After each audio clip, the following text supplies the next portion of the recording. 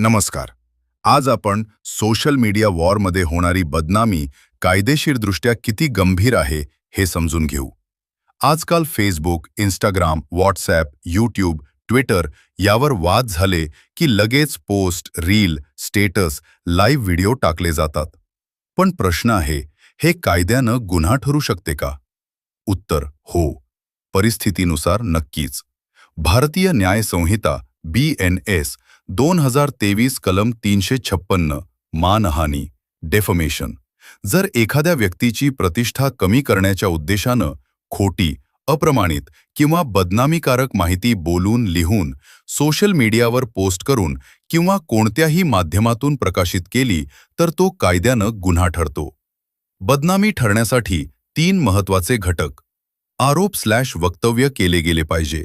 ते तिसऱ्या व्यक्तीपर्यंत पोहोचले पाहिजे. पब्लिकेशन. त्या व्यक्तीच्या प्रतिमेला हानी झाली पाहिजे. शिक्षा 2 वर्षांपर्यंत कारावास किंवा दंड किंवा दोन्ही. जर एखाद्याची प्रतिमा, व्यवसाय किंवा सामाजिक प्रतिष्ठा कमी झाली असेल तर तो व्यक्ती नुकसान भरपाई मागू शकतो. इंजंक्शन ऑर्डर घेऊ शकतो. पोस्ट काढण्याचा आदेश. सार्वजनिक माफी मागण्याची मागणी करू शकतो. IT कायद्याअंतर्गत कारवाई. इन्फॉर्मेशन टेक्नॉलॉजी ॲक्ट 2000 अंतर्गत देखील कारवाई होऊ शकते. विशेषतः बनावट प्रोफाईल तयार करणं, मॉर्फ केलेले फोटो/व्हिडिओ पोस्ट करणं, खोटे आरोप पसरवणं, ऑनलाईन धमक्या देणं, अश्लील किंवा अपमानास्पद कंटेंट शेअर करणं. महत्त्वाचा न्यायालयीन निर्णय. सुब्रमण्यन स्वामी वर्सेस युनियन ऑफ इंडिया. सर्वोच्च न्यायालयानं स्पष्ट केले की प्रतिष्ठा हा व्यक्तीचा मूलभूत हक्क आहे आणि फौजदारी बदनामी कायदेशीर आहे.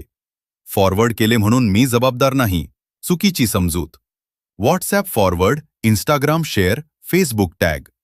जर तुम्ही बदनामीकारक मजकूर पुढे पाठवला तरी तुम्ही जबाबदार धरले जाऊ शकता.